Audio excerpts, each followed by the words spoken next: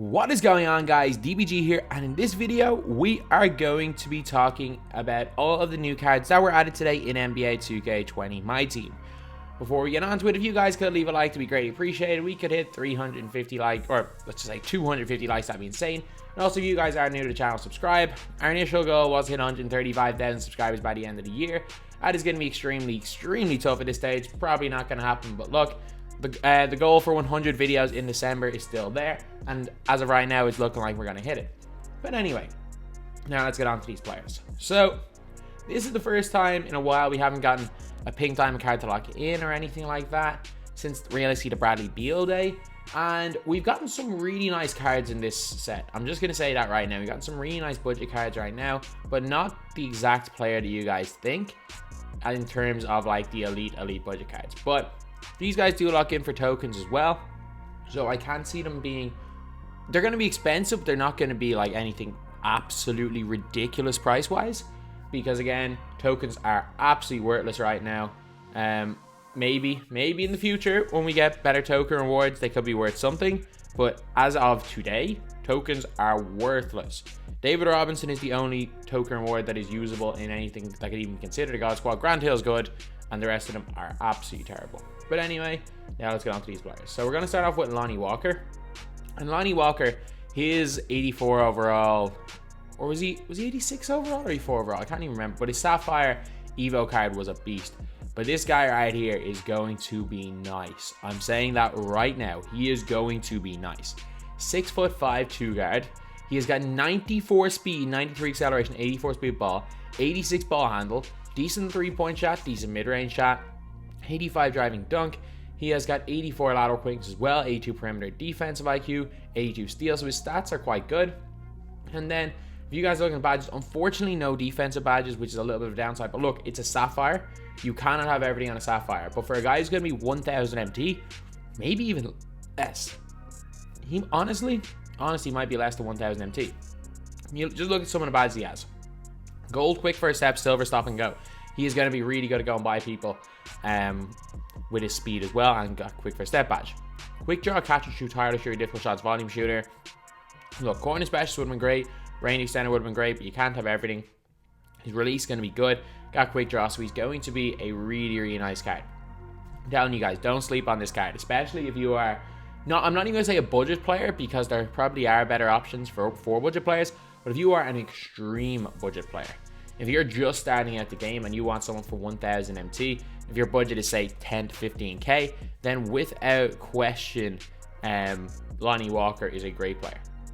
Frank Kaminsky, I was hoping that he just had like one good, like he just had a good block stat. If he had a good block stat, he would actually be a good card. Post game is okay, 3 balls good, mid range is good, rebounding is decent, speed, he's actually quite fast. Badges wise, he's got no defensive ones, obviously.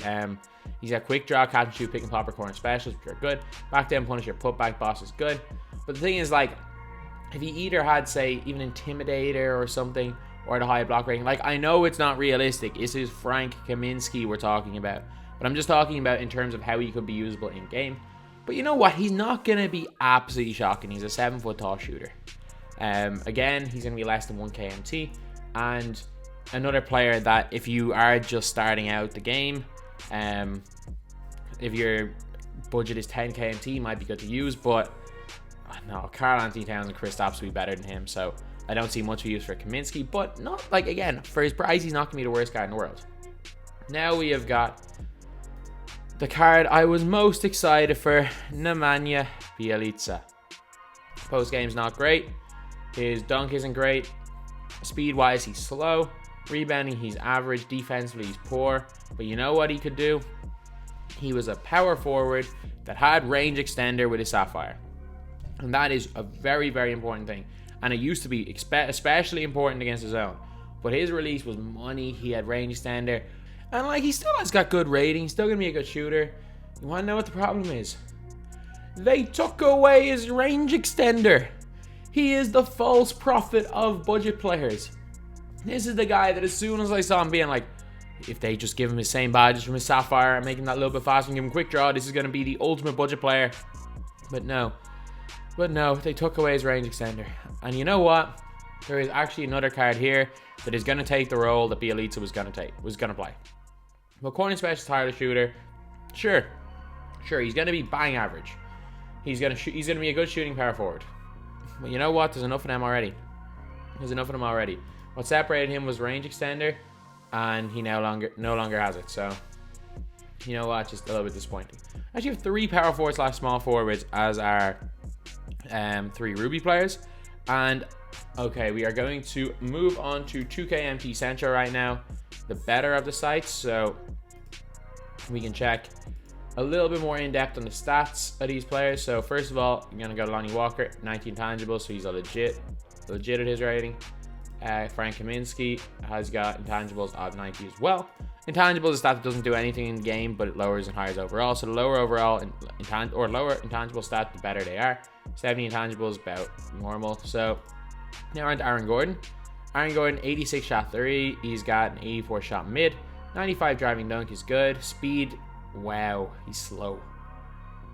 Sure, he's got 2 Hall of Fame badges. I'm guessing Lob City finisher and like Showtime or something. Defensively, he's actually really consistent on defense. I mean, great on defense unless he has the badges for it. So, he's got silver clamps. That's not bad at all, actually. Quick draw, Lob City finisher, Showtime, yeah. Showtime doesn't really matter, but Lob City finisher is good. He's got quick draw. He's actually got some good defensive badges, so you know what? He might be good. He might be good as like a stretch 4 because he can shoot the ball. Well, he's not going to do much in the post. He's got a terrible post game. He can catch lobs, he can play defense, and he can hit open jump shots. So he actually mightn't be too bad. He might be bad at all. Now, Rui Hachimura, this is the one that I'm most excited about of all these cards. So Hachimura has got great speed, ball, and acceleration for a power forward. A good rebounding stats. Defensively, he can guard people on the perimeter or interior. Decent lateral quickness. Got a good driving dunk. Just look at how well-rounded his stats are. Like if you take away reaction time, which I'm not sure how relevant that is, and passing vision, every one of his stats are over 70. Most of them over 75. Shooting wise, great mid-range shooter, will be able to hit the 3 ball, can dunk well, play well in the post. Defensive badges, unfortunately he doesn't have any, which isn't great, but again, he's going to be an okay defender. He's got basically a lot of the most important shooting badges: Hot Zone Hunter, Green Machine, Catch and Shoot, Pick and Popper, and Quick Draw. He got some great finishing badges as well. Post Spin Technician, and yeah, he's going to actually be, I don't know how good effective he's going to be as like a specialist, because he's not. He's like a jack of all trades, master of none type player. He will be able to do everything on the court, but there is nothing in particular he'll absolutely excel in. You know why? I think he might be good at the small forward position. He's not too slow to play, there, and he also has got a good enough post game that he can kind of bully people inside. He got good strength, and he can also shoot well enough to play out there. So I probably would play Hachimura at the 4 or 5, or at the 3, or obviously I've played 3 or 4. I'd probably play him at the 3, but he's a really good card. He's gonna be, I'm gonna say he's similar to Luke Walton, but I think Luke Walton might be a little bit better, if you get me. So this is the guy that is going to be replacing Nemanja Bjelica in the budget squad Hall of Fame, probably, and it's Davis Bertans. So he is a 6'10" center or power forward / small forward. If you're looking at the stats, they're so similar to Bjelica, except for the fact he can shoot the post fade. He's a 94 3 ball. Do you want to know what the difference is? Unlike the False Prophet, he's got range extender. Yep, he's got range extender. Steady shooter silver is not great, but he is a power forward. He's a budget power forward with range extender, quick draw, catch and shoot, pick and popper, flexible release, corner specialist, all the shooting badges. And I don't know what his release is going to be like, but you know what? That badge puts him a slight bit ahead of Bjelica. And even though we do have the False Prophet right here, we have our, for anyone who gets this reference, we have our Flareon right here, but we got our Lord Helix Oma Star right here. Jaren Jackson Jr., he's got 1 Hall of Fame badge. Defensively, hopefully he's good. Block of 93 is good. Lateral quickness of 76 for a center is good. 6'11", can shoot the 3. He's really fast. Good solid post game. Overall, just well-rounded. Obviously, playmaking is terrible. Well-rounded stats for a center is really good. Badges, please give him quick draw.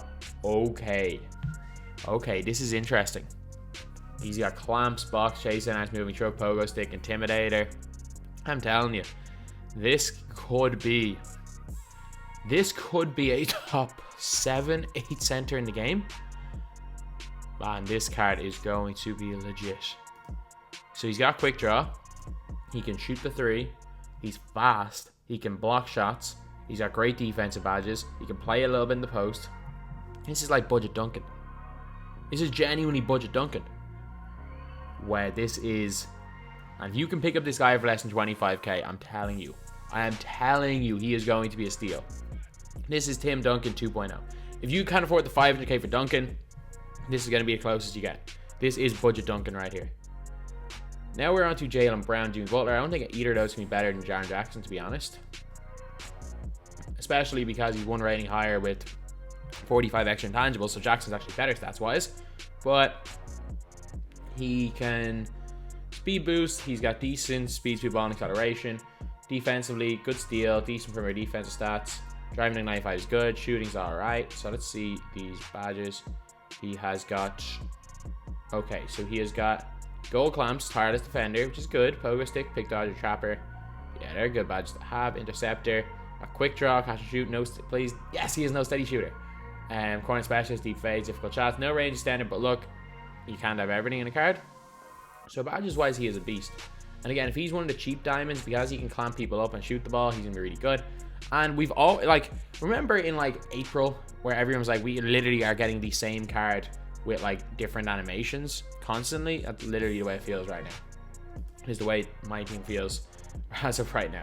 But Jimmy Butler, this card is going to be insane. 45 intangibles, 95 overall. This is a hidden Galaxy Opal, lads. Or at worst, a hidden 98 overall pink diamond. 95 perimeter defense, 94 steal. 84 speed with ball, 86 ball handle, 88 speed acceleration. So he's not slow. Good 3-ball. Anything above 85 is fine. Good driving dunk. His post fade wave 82 is good. But then you just look at the badges. He has got Hall of Fame clamps. He is a 6'8" guy who can play at the 2 with Hall of Fame clamps. And not only that, obviously he's got defense leader, intimidator. He's got range extender, quick draw, difficult shots, Hall of Fame, volume shooter, and as big as all of this, no steady shooter. None. This is literally, basically, he's a different type of player, but he's almost as good as Paul George. The difference with Paul George is quick for his step, and I genuinely do think that's enough for a reason, even with Butler's Hall of Fame clamps and slightly better badges, to put Paul George a slight bit ahead of Butler.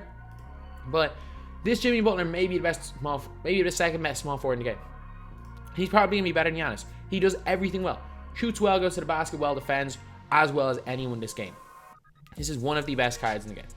So anyway, yep, that is the video. So if these cards right here, none of them are bad. I'm saying that straight. None of these are bad cards. I think Jaren Jackson Jr. may be the best budget card, maybe the best like semi-budget card, transitional budget card. I don't know. Like it's somewhere between a God Squad and a budget squad level player, but he's a God Squad level player that'll be just above a budget squad level price. The bertans could change the game in terms of deep shooting for big men, and could be a great player to have as one of your last year at the bench, as just someone that gives something different. We get the false prophet. We got Flareon right here, Nemanja Bjelica. Aaron Gordon's going to be a great defensive guy who can hit shots. Hachimura is going to be an all-around beast. Mincy's going to be a stretch 5 for guys who've literally got 10 KMT, who are just starting with the game. Lonnie Walker is going to be the go-to guy for people that are just starting the game. You got Jaylen Brown, who's going to be a solid 3-and-D guy, and that can go to the basket. And you've got Jimmy Butler, who's one of the best guys in the game. This is probably the best batch. This is better than the last batch of cards. The last batch we got was really top heavy with Giannis and stuff. This batch is an all-around just unbelievable. Anyway, that's the video. Thank you guys for watching. Please like, comment, and subscribe.